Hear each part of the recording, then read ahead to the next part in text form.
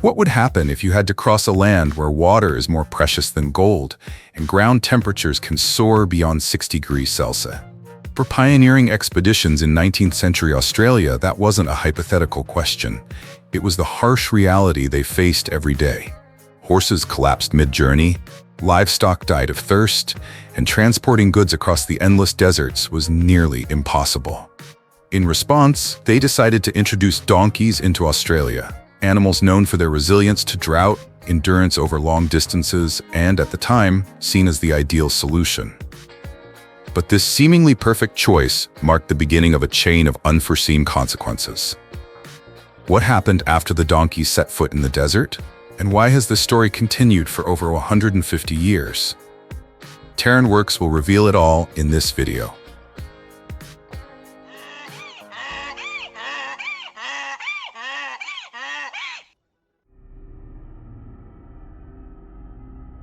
Before donkey tracks ever appeared, Australia's interior was like a world apart, vast, unforgiving, and nearly impenetrable. Over 70% of the continent is made up of desert and semi-arid land stretching all the way to the horizon. Some areas receive only 150 to 250 millimeters of rain annually, and many regions go 2 to 3 years without a single drop. Under the scorching sun, ground temperatures can reach 60 degrees Celsius, turning every journey into an extreme endurance test. But what terrified the pioneering expeditions most wasn't the heat, it was the distance. The gap between one natural water source and the next could be as far as 300 kilometers, far beyond the limit of any animal they had. Horses could only manage about 30 kilometers per day without water. Cattle and livestock fared even worse. Entire expeditions had to abandon their equipment when horses collapsed after just a few days, and people ran out of water in the vast, empty stretches. As a result, most attempts to conquer the interior before the 19th century either failed or dragged on far longer than planned. When the challenges of transport became too much for horses and cattle, the pioneers realized they needed a different creature, one tough enough to survive the brutal interior. That's when the donkey entered the picture. Starting in the 1820s, the first donkeys were brought into Australia. They came from various sources, India, Africa, and even Europe, but all shared the traits that desperate pioneers were looking for. They were hardy, ate almost anything, needed very little water, could handle steep terrain, and could travel hundreds of kilometers without exhaustion. It didn't take long for donkeys to become the backbone of transport in remote regions.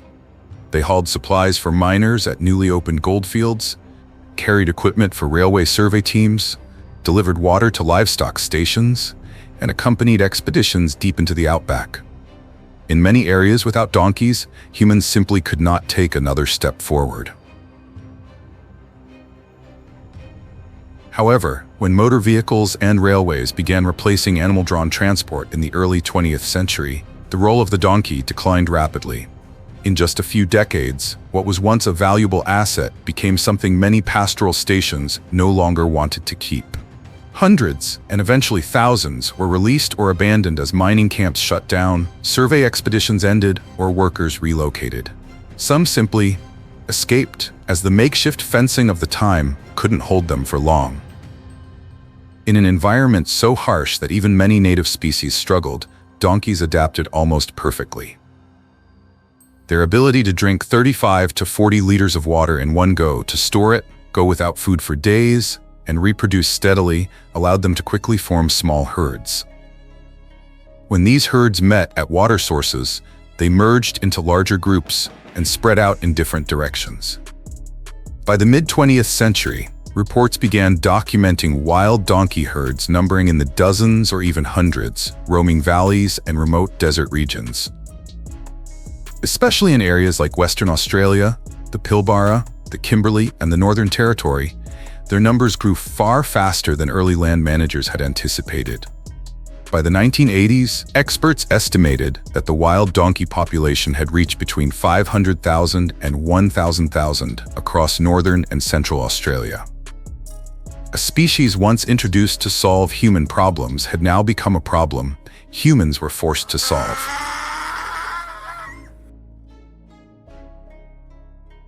You know, in the blistering red heart of Australia, it's not the scorching winds or relentless drought that are tearing through the desert, but the hooves of wild donkeys. In just a few decades, they've disrupted an ecosystem that took thousands of years to form. Each donkey's step presses its full weight into the fragile red soil, tearing it up and carving out erosion channels that can stretch for tens of meters. When the rains come, these channels become pathways that wash away the last layer of organic matter, accelerating desertification at a rate 3 to 5 times faster than natural processes. But it's not just the soil they destroy. Donkeys also strip vegetation with their habit of grazing close to the ground, often pulling out roots to get every last bit of nutrition. A herd of just 40 to 50 animals can wipe out a patch of vegetation in a matter of weeks. At water sources, they crowd out native species like kangaroos and wallabies, forcing them to drink during the hottest part of the day, leading to exhaustion and death during heat waves. Even more dangerously, donkey droppings spread seeds of bufflegrass, an invasive plant that takes root rapidly and makes wildfires spread up to 10 times faster. As a result, many semi-arid grasslands have turned into empty desert, nothing but red dust, hot wind, and donkey tracks. By the late 20th century, ecologists had to admit, without drastic intervention, large parts of the Northern Territory and Western Australia may never recover on their own.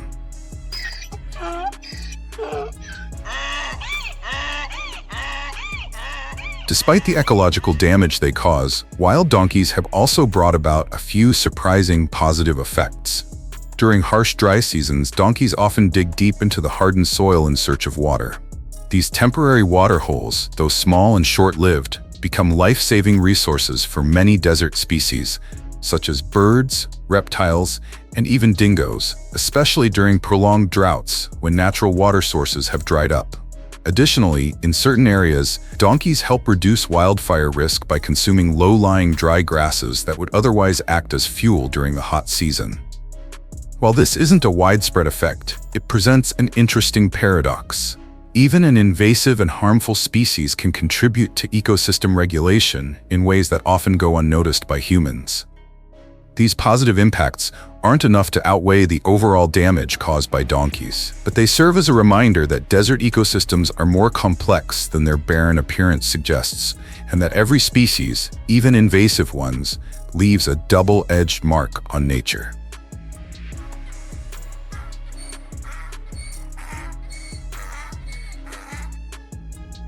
For decades, the battle between humans and wild donkeys in Australia has been considered one of the world's largest and most persistent wildlife control efforts.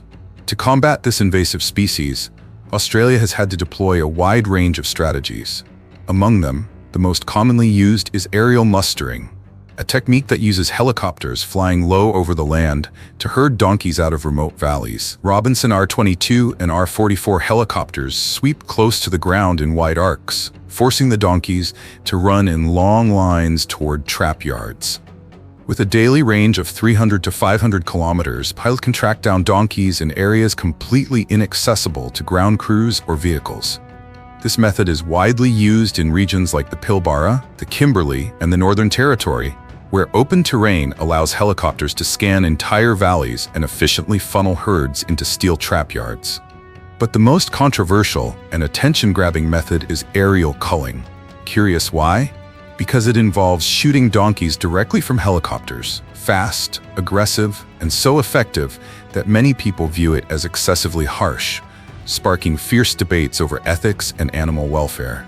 During peak years in the Northern Territory, these operations could remove 10,000 to 12,000 donkeys in a single dry season. With just 2 to 3 helicopters, a campaign lasting only a few days could nearly wipe out a herd of 300 to 500 animals across vast valleys spanning hundreds of kilometers. Though effective, aerial mustering and aerial culling only work well when herds are large and roaming open terrain. Once the donkeys splinter into smaller groups and retreat into valleys and gorges, both techniques become almost useless. And that's when the Judas donkey steps in. A bold strategy capable of tracking down the last remaining herds when every other method fails.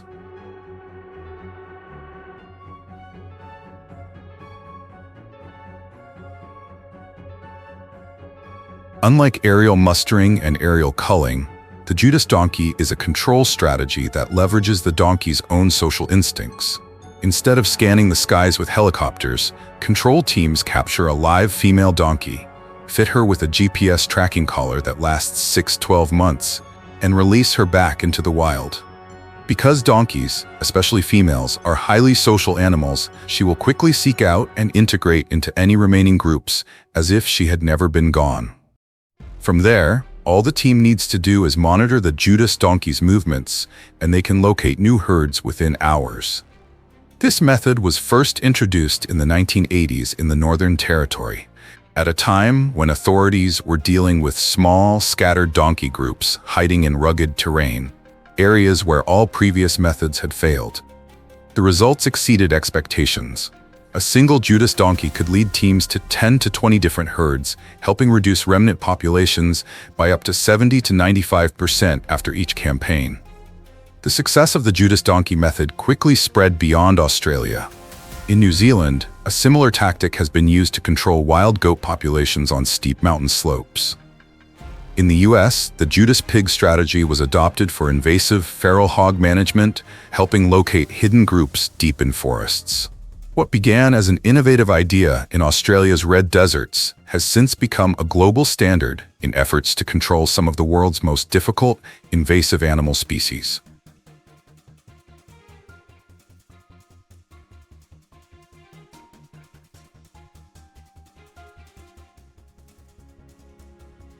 You know, donkeys aren't the only invasive pressure on Australia. Every year, the continent faces over 30 invasive animal species, each quietly reshaping entire ecosystems in ways even Australians often struggle to anticipate. Donkeys are just one small part of a long list of order breakers that humans have unintentionally introduced over the past 200 years. In the western deserts, wild camels, once estimated to exceed 1 million, are devastating waterholes and native shrubs. In the east, European rabbits reproduce at alarming rates, capable of turning hundreds of hectares of grassland into barren ground within a single season. In the tropical north, cane toads have spread across thousands of kilometers, poisoning dogs, cats, Tasmanian devils, and many native predators. Meanwhile, feral pigs, deer, tilapia, feral cats, and lampreys continue to expand their range like a rising tide. What's most concerning is this. Australia's ecosystem evolved in isolation for millions of years, and many native species lack any natural defense against these powerful invaders. As a result, each invasive species doesn't just cause harm in isolation, it sets off a chain reaction that weakens native vegetation, wildlife, and water systems all at once. So, what is Australia doing in response? To confront this escalating invasive species crisis, Australia has been forced to adopt an integrated management strategy. Instead of targeting a single species, authorities now deploy a range of methods across the continent, while also working to restore ecosystems by replanting native shrubs and re-establishing populations of endemic wildlife. This layered approach is helping Australia keep its ecosystems from spiraling into full collapse.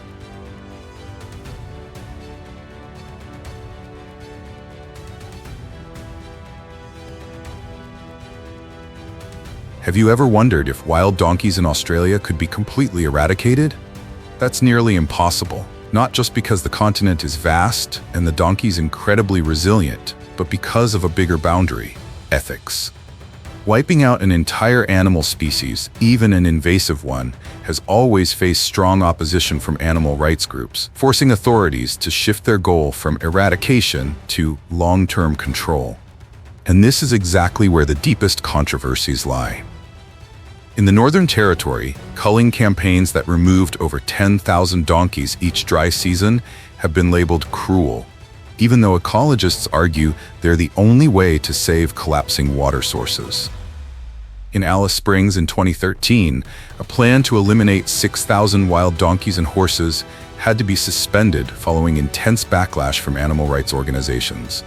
All of this shows that managing wild donkeys in Australia is not just an ecological challenge, it's also a moral dilemma that the country has yet to fully resolve.